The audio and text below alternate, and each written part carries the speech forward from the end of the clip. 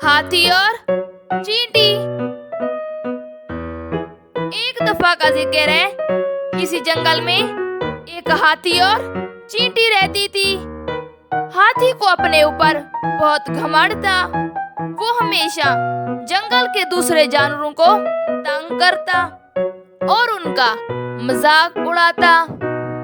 एक दिन जब वो जंगल से गुजर रहा था, एक तोते को देखा जो दरख्त पर बैठा हुआ था।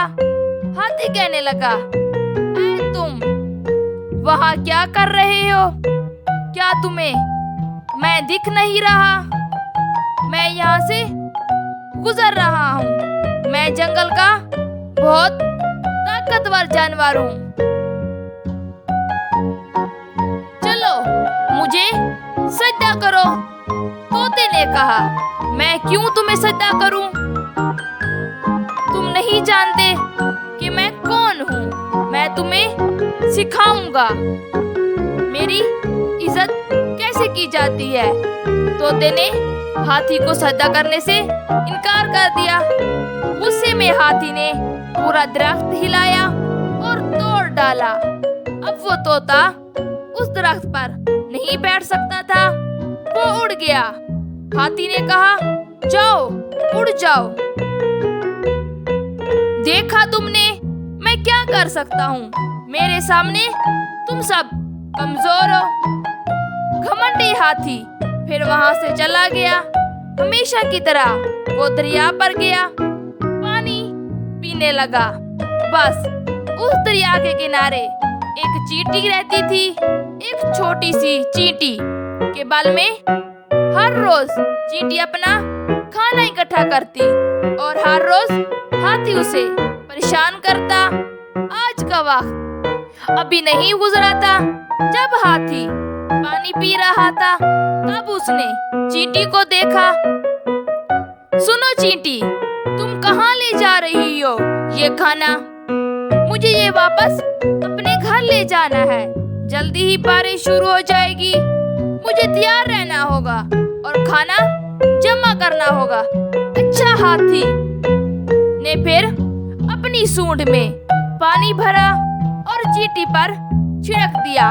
पानी ने उसका खाना तबाह बर्बाद कर दिया। अब वो चींटी पूरी तरह भीग चुकी थी।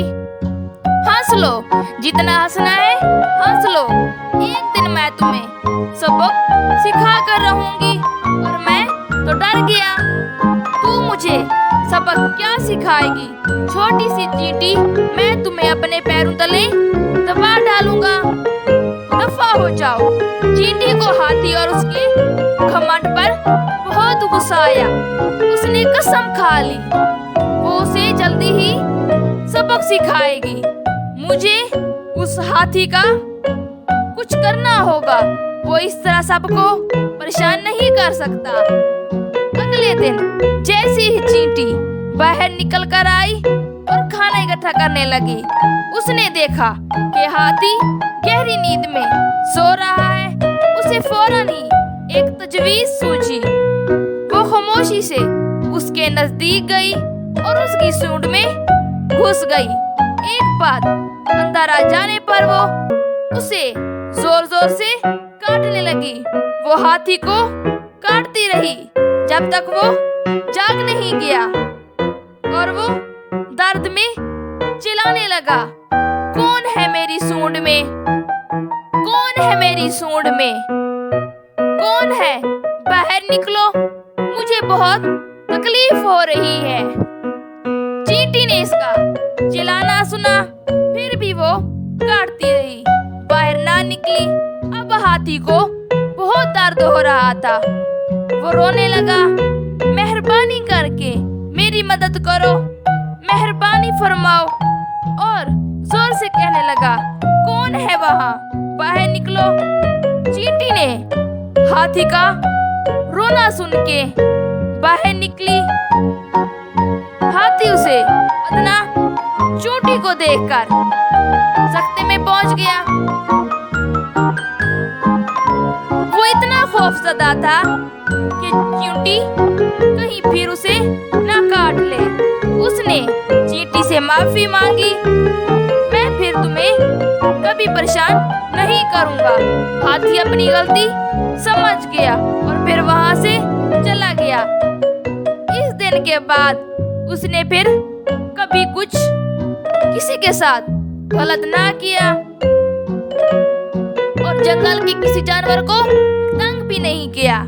चींटी हंसते हुए कहने लगी, अब तुम समझ गए, कोई बड़ा या छोटा नहीं होता, सब काबिल होते हैं।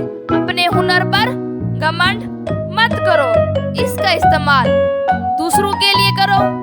प्यारे बच्चों, हमें इस कहानी से ये सबक मिलता है,